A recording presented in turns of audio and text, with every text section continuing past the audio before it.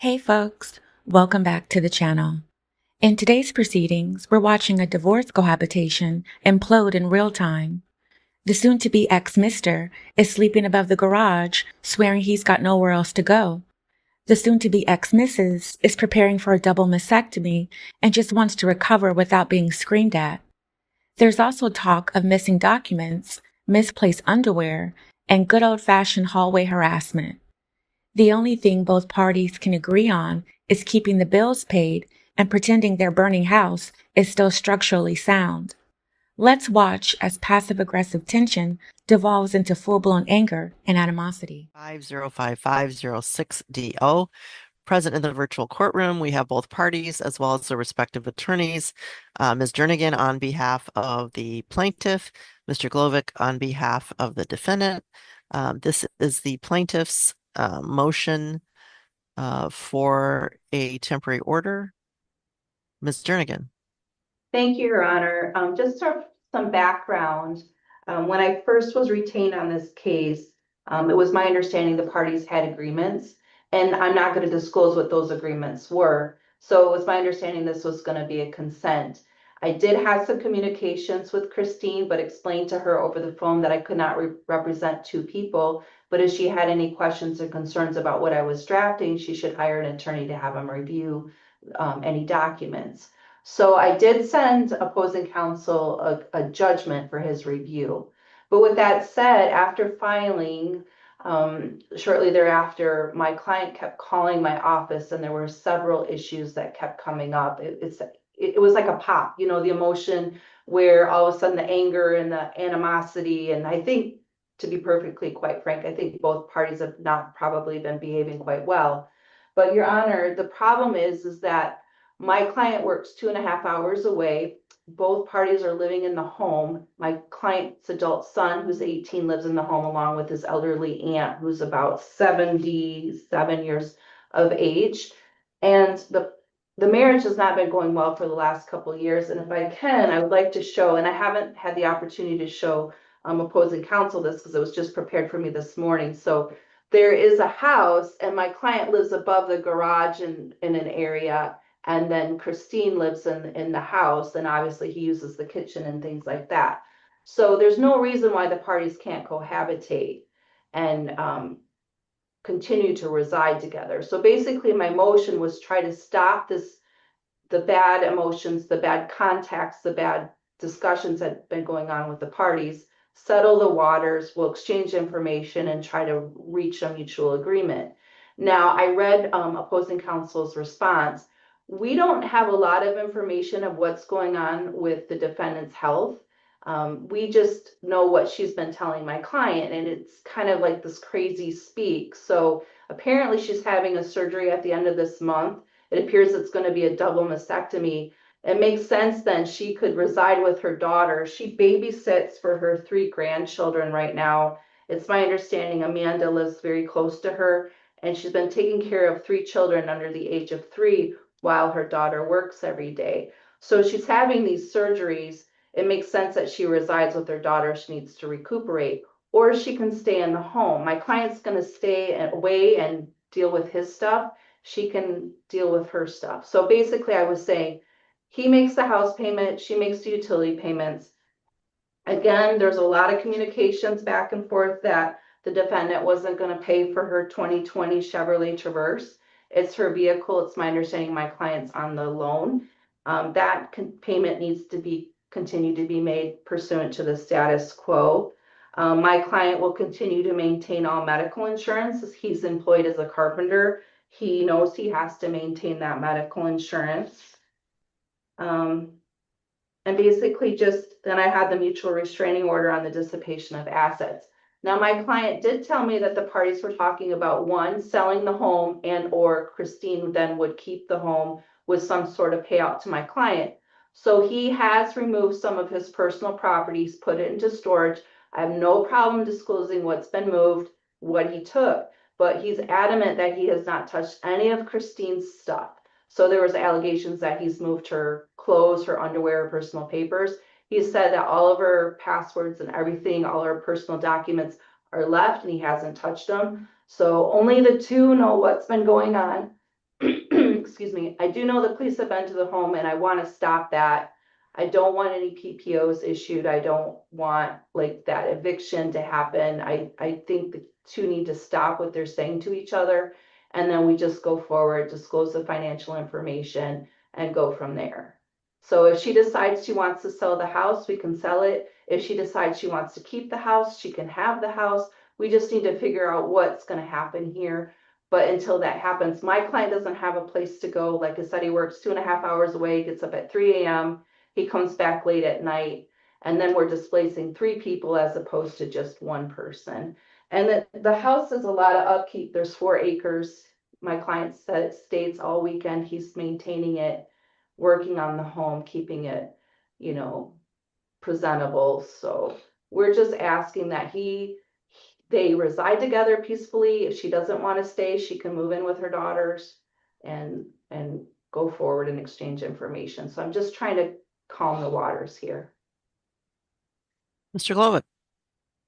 Yes. Well, just to organize the 2 issues, what we're dealing with is an MRO and I guess competing requests for exclusive use of the marital home. Regarding the MRO, there's no dispute. Nothing should be moved. That's our position. My client has not missed any bills. There's no evidence that she has because she indeed has not. She's been paying everything as she always has. But, you know, it's not a problem now, but requesting an MRO, plaintiff already moved most of his stuff out to an unknown location. That was just represented by opposing counsel during her opening argument. And contrary to the argument, he did also move out all of my client's clothes, her underwear, her personal documents, marriage certificates, birth certificate, other vital documents, and we still don't have those back. And he did take those. My client will testify that he took those, and it appears that he probably destroyed them because at some point he just slapped the $100 on the table and told my client to use that to replace her clothes. So it's really interesting that an MRO is requested now after he's already taken all her stuff and moved all of his stuff to some unknown location, presumably a location closer to his work, which is apparently 2.5 hours away. And so not only do we concur that we want a status quo order, we'd like a status quo order that has retroactive effect to several weeks ago before he took all of my client's clothes and underwear and vital documents. Regarding the exclusive use, my client is indeed scheduled to endure a double mastectomy to treat her cancer in less than 2 weeks from now. And the misrepresentation in the opposing side's motion that this was some sort of elective or even perhaps cosmetic surgery was just disgusting. I mean, she's enduring a life-saving surgery, and following that surgery, she's going to need a peaceful home to stay and recover at. And that's not possible with plaintiff there. The man who stole all her clothes and underwear and documents and who follows her around the house yelling at her, telling her that he hates her, that he hopes she dies. And if he does indeed work 2.5 hours away, why doesn't he want to live closer to work? Regarding his adult son, he can stay there. He's independent. And regarding his other relative, my client's the only one who takes care of her. She can stay too. So we're not really displacing anybody. I don't know where he took his stuff. Wherever he took his stuff, I imagine he could live there.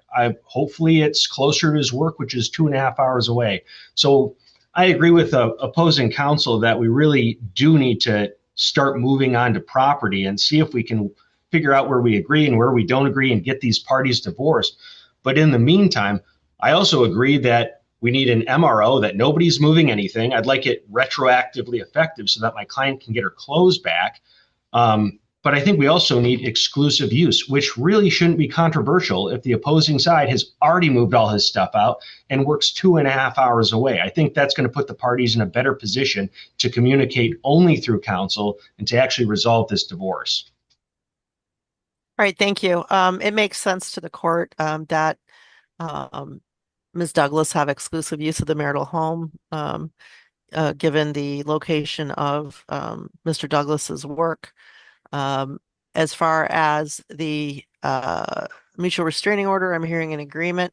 The court can't make that retroactive, but the court can order and will order that an inventory be done, a list of everything that Mr. Douglas took out, a list from Ms. Douglas of the things, itemized list of the items of clothing, the documents, all of that, that Mr. Douglas allegedly took.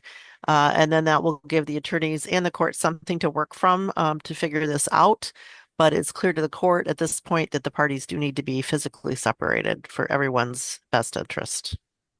Your Honor, if I may, opposing counsel didn't have a motion for exclusive use, and then the court doesn't have jurisdiction over the adult 18-year-old or the aunt. And that's kind of where I was trying to say this house is big enough to house two people. I've made my ruling, and his response, he does ask for exclusive use. So I'm treating that as a counter motion for temporary order. And Your Honor, I'm not ordering those other two people out, and particularly since Ms. Douglas is agreeing that they can stay. I'm just ordering him out. So what's my client's time frame on that, Your Honor, with all due respect? Like, what do we have here? Because he has to find, he doesn't have a place to stay. He doesn't. So Okay, well, I would say 14 days. okay. Thank you, Your Honor, may I draft an order to that effect and submit it under the 7-day rule? Yes. I And also have, sorry. You can email it. Hold on, start Okay. again. You can email that to my clerk, Ms. Van Oller. All right, no, go ahead, Ms. Jernigan. Who is to make the house payment, Your Honor? We have a mutual restraining order, but who's to make the house payment then if she's having exclusive use? My client already is, and she will continue. So she'll continue Okay. the house payment? Okay. Yep. All right. Thank you. I'm sorry. I just wanted. No, that's fine. I know it's much better to clarify things now than to have to come back later. Correct. Any other clarifications we need? I take it she's going to continue to make her car payment. We agree. Okay. All right. Okay. We agree. I observe that as part of the status quo. We want the status quo. Both parties agree. Okay. Thank you. And the court is also ordering status quo financially. Okay. All right. Okay. All right. Thank you, Your Honor. All right. Thank you. We're adjourned. He's ordered out in 14 days, and she stays put. Who's surprised? But now with a mutual restraining order hanging over both of their heads like a silent chaperone, I guarantee there'll be no more moving property, no more accusations without receipts, and definitely no more excuses. They're both responsible for their financial obligations and for tracking every single item that's been touched, misplaced, or relocated. When divorce hits this level of petty, is anyone actually fighting for the house or just refusing to be the first to let it go? And when your exit strategy involves taking birth certificates and underwear, how clean was the break really? Let me know your thoughts in the comments. And don't forget to like, subscribe, and hit that notification bell for more gripping courtroom moments. Thank you for watching. See you in the next one.